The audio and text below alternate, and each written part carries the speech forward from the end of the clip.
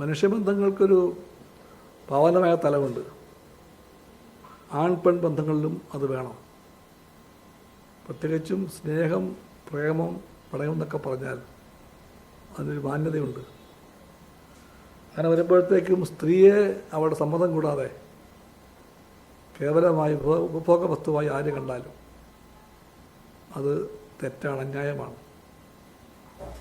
അത് ഉണ്ടാകാൻ പറ്റാത്ത തെറ്റാണത്.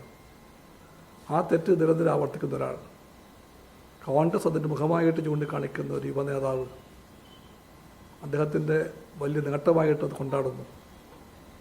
കുറേ ചെറുപ്പക്കാരായ കോൺഗ്രസ്സുകാർ അദ്ദേഹത്തെ വാഴ്ത്തുന്നു. കോൺഗ്രസ് ചെന്ന് പതിച്ചിരിക്കുന്ന അപജയത്തിൻ്റെയും ധാർമ്മിക തകർച്ചയുടെയും പ്രതീകമാണ് ആ നേതാക്കന്മാർ. അതുകൊണ്ട് അത്ഭുതം ഉണ്ടാകുന്നില്ല. കോൺഗ്രസ് ഒരുപാട് മാറിപ്പോയി. ഗാന്ധിയൻ മൂല്യങ്ങൾ, നെഹ്റുവിൻ്റെ പാരമ്പര്യങ്ങൾ അതെല്ലാം മറന്നുപോയ പാർട്ടിയാണ് കോൺഗ്രസ്.